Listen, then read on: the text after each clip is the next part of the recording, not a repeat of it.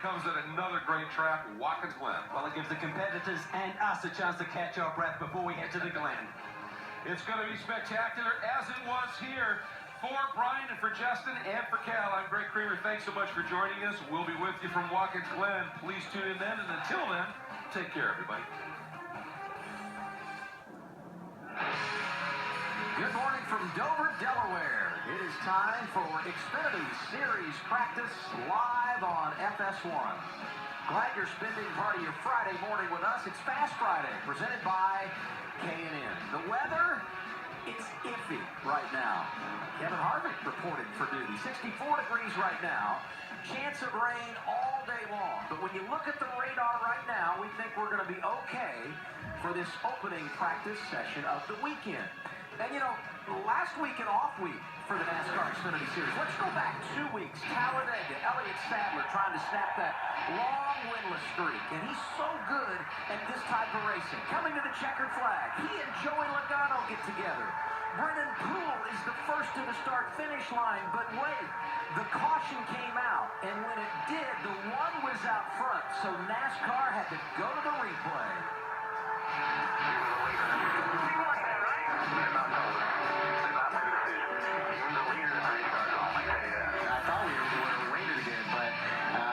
But congrats to Elliott. He's a former all-star guy like myself, so cool to see him win.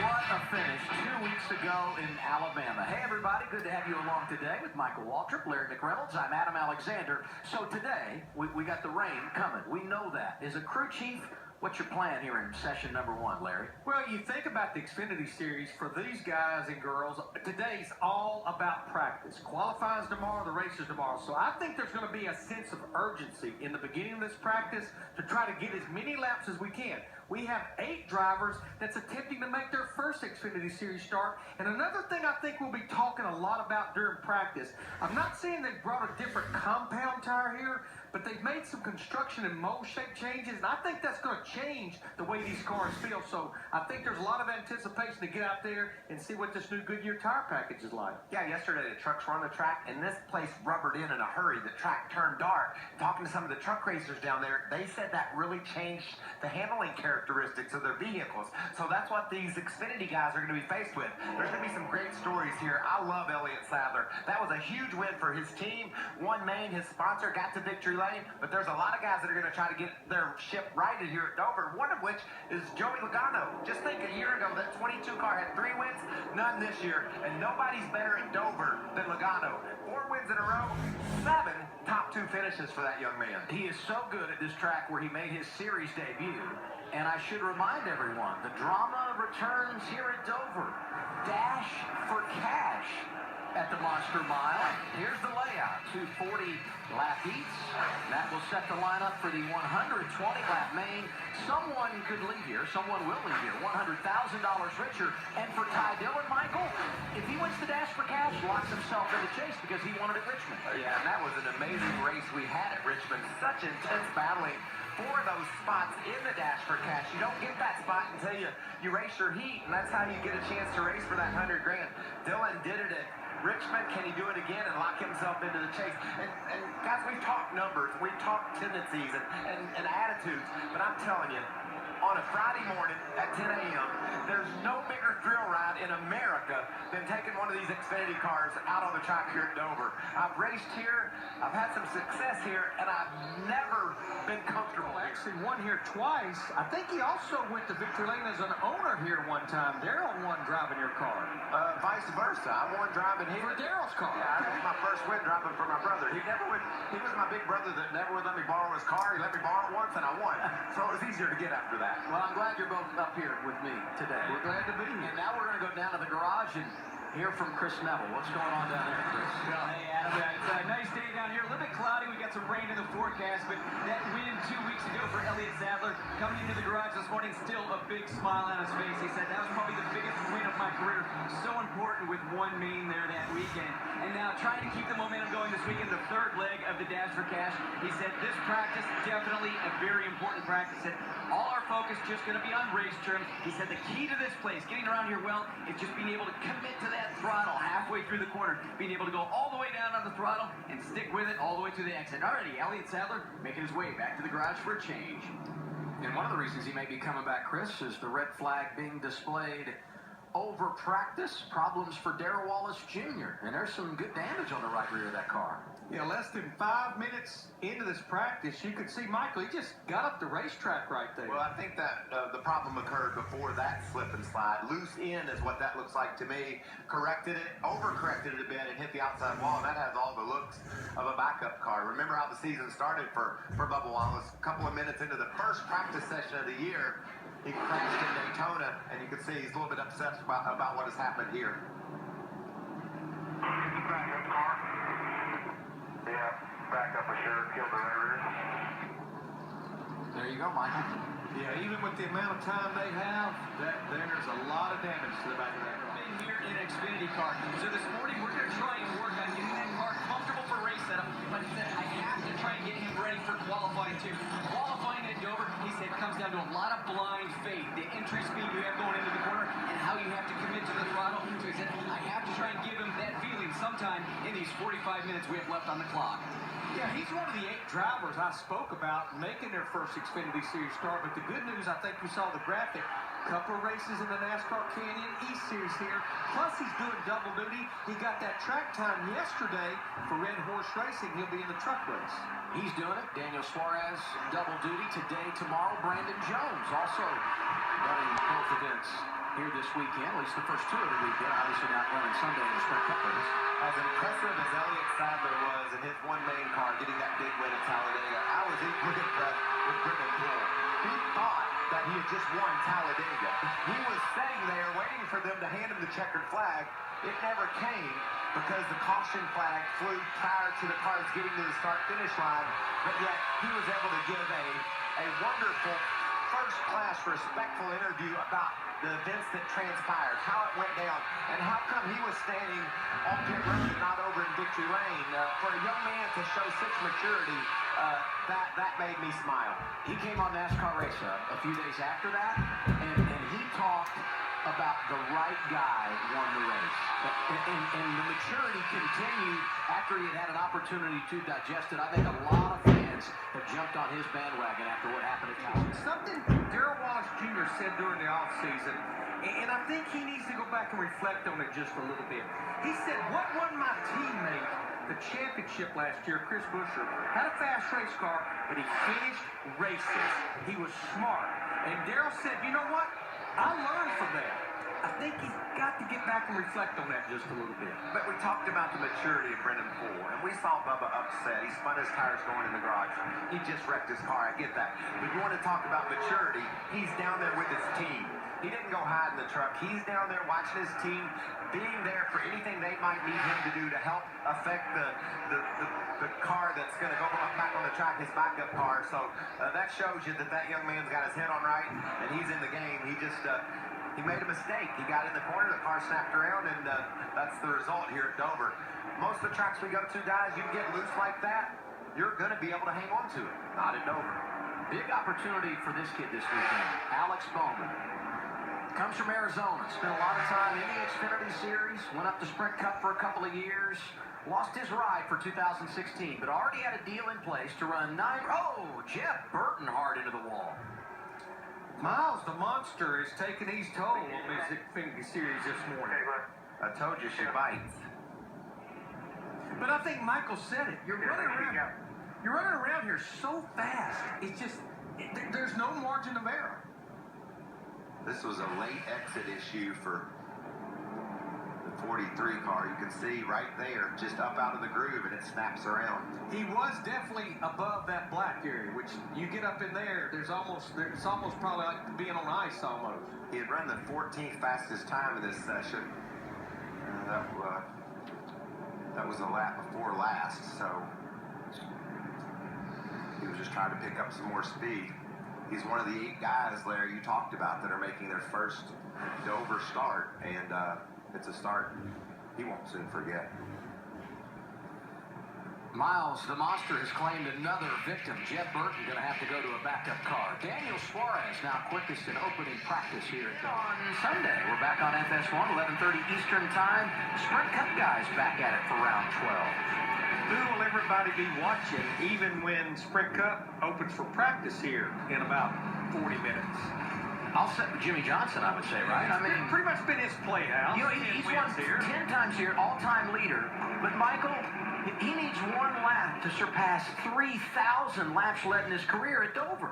Yeah, and I saw his crew chief checking out this morning, talking to him down in the garage area. This team is confident. They haven't had a couple of great weeks lately, but they certainly put some wins in that column, and he feels really confident about this car and this driver at this racetrack. But just remember, guys, last fall here, Kevin Harvick started 14th or 15th, mid-pack, drove to the lead in 25 laps, led over 350 laps of this race. I mean, he dominated. I've never seen anybody go through a field so quickly and then hold the lead all day long. So they're going to have their work cut out for them if they're going to beat Rodney Childers, Kevin Harvick, and those boys.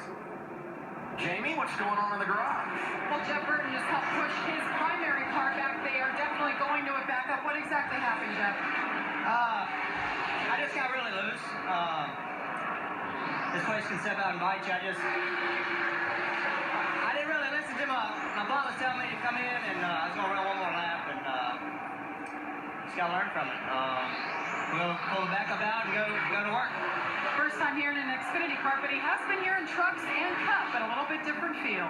He said his butt was telling him to come in, but he was going to run one more lap. But I think his crew chief, Drew Blickensderfer, has a lot of experience here, and Drew knows that until this place starts taking some rubber, it's going to have to be a little bit free. Now, I'm not saying sideways loose, but once this place starts putting rubber down, and it will, then the car's going to start tightening up. So I think that's where experience on the crew chief and the driver's part plays such a big role with this. Just over 30 minutes to go in opening practice for the NASCAR Xfinity Series. It's Fast Friday, presented by K&N on FS1. And I'm not sure what's going on, but a lot of drivers having problems now. Cup veteran Paul Menard's gotten into the wall. Yeah, a couple of wrecks we've seen so far, traction has broke. You know, the tires just gave up grip, and that's why they wrecked. But this is a failure of some sort. Maybe a suspension part in the right front, possibly a flat tire. Obviously, the tire wear has been good. The Goodyear tires are perfect here. So something went wrong in the front end of that car. You can see it never turned right there. But 30 minutes into this practice, 3 backup cars already. So interesting things going on here. This team has not finished outside the top 10 all season long. Talking about the 2 from Richard Childress Racing. I something just broke. You all right, Paul? Yeah, all the tires, something broke. Yeah, careful, I saw it. And he'd run a total of 8 laps with this 2 cars, so not a lot of laps in this first practice so far. We had said going to break he was 10th, had taken it up to 8th, but obviously you can erase that now because they're going to have to go to a backup car, be at square one here, and hopefully get a little practice time before the day is over. So tomorrow, before an epic heavyweight title fight, UFC 1 Miles the Monster for a reason, living up to its nickname today. Already 3 red flags, 3 backup cars in the early portion of Xfinity Series practice at Dover. On our Fox conference call every Tuesday, I asked my resident grip level guy, Jeff Gordon, what do you think the grip level of the racetrack is? And we talked on Tuesday. He said, well, maybe a 3 to a 4. I just got a tap on the shoulder. He said, scratch that 4. It's maybe about a 1 to a 2 right now. And remember, they're doing this at 160, 70 miles an hour into these bank turns. It's amazing the speed these cars carry and how much on the edge they are. And we saw a couple of cars with Bubba Wallace and Jeb Burton just step slightly over that edge, and the results, backup cars. 24 degrees of banking here in the turns, 9 degrees on the straights. That's the thing. The straightaways. That wasn't a good circle. It was a terrible circle. I like arrows. But that's banked more than a lot of straight corners that we go to. And we talked about the intense speed. We've already broken the track record. Like, Well, not officially, but not officially. Why you want to yell at me, Adam? I'm on your team. I know. I'm just having fun. The track record 22:75, and that lap by Ty Dillon 22:70. And so generally that's the way it works. When you have a lot of grip, You're able to go really fast, but then you want a little bit more, that's when you get they did it. He went out there and ran a track record speed lap. He's the fastest guy in town, so that all worked out well. Paul Menard has now come from the care center. What's the word there, Jamie? Well, the good news is he is okay. And Paul, I saw you talking to Mike Dillon there maybe about what happened. Any idea at this point what went wrong, what broke? No, something broke. It might have been a tire. I don't know. Went in turn 3, just sat down on the nose and went straight. So early morning wake-up call for sure. We'll get the backup car out. Go practice cup car in here and learn a little bit.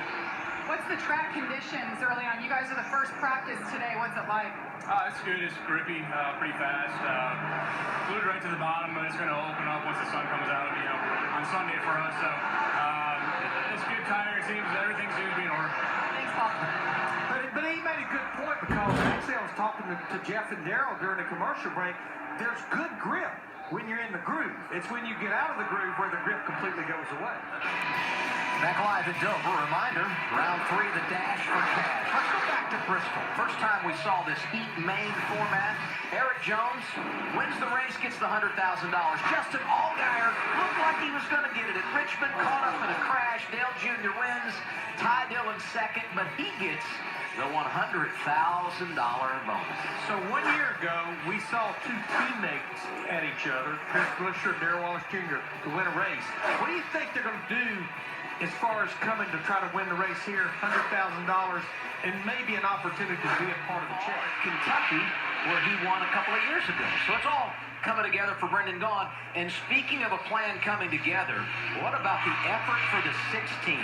Hit the wall early, got out the backup car, he's got the helmet on. Looks like they're going to get some laps here with 8 minutes to go. And just remember, at Daytona, when he hit the wall early, you see here spinning and going to a backup car, crash right off the bat. He came back to battle for the win there. Finished in the top 10, one of his 2 top 10 finishes this season. Problems on pit road in Atlanta, got into Josh Rayoum. Nowhere to go at Las Vegas. That was a hard, scary hit as he made the move off of turn 2. He just gets into the wall. That auto club running on the high side. Bristol was another struggle. Remember, he was sick all weekend at Bristol. But Auto Club was his best finish of the year, ended up finishing 3rd. And this started the weekend here in Delaware. Got loose getting into turn 1, slid up the track. The team has worked hard. Bubba's been right there with them, trying to do all he could to get them back on the road. And Jamie, it looks like they're about to hit the track. Yeah, not quite the resume reel he had in mind, but yes, Bubba Wallace back in the car. Seth Barber, his crew chief, just told me they are good to go. They have had all hands on deck getting this backup car ready to go. They'll get back out with just under 7 minutes to go and get some laps on this backup and get a feel for it. Busy day of NASCAR on FS1. Starts out with Xfinity Series practice, wraps up with Camping World Truck Series action here at the Monster Mile. All begins with a setup, 5 p.m. Eastern Time. You can watch it on FS1, stream it at Fox Sports Go, and Michael, you're going to be in the booth. Are you ready? Yeah, I love the trucks, man. It's going to be a fun race. There's a lot of fast kids. Look at this. Speaking of fast and out of control, that's how fast the monster can bite you. 1 backup car.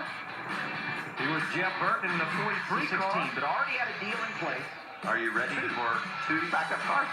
2 backup cars. We won't see 3, will Can we? we get the hat trick? 3 backup cars. Give me the hat trick. Jeff Burton, Paul Menard, joining Darrell Wallace Jr., all the backup cars. And when we went to break a moment ago, Darrell Wallace Jr. was climbing in that loudmouth exhaust Ford, and there it goes, 3 minutes to go. But this is exactly what you said, Larry. You get a baseline on where you are, so you know where you need to be when it gets time for final laps. 24th quickest. It's a young guns car. You put your son Larry, your son Brandon in it at Talladega. Did a great job. It's been a fun program, and Drew Herring's getting his chance now. Yeah, James Whitener just trying to help some young drivers. Hey, they're red right here. Saw the caution lights on. How about Black that? flags are out.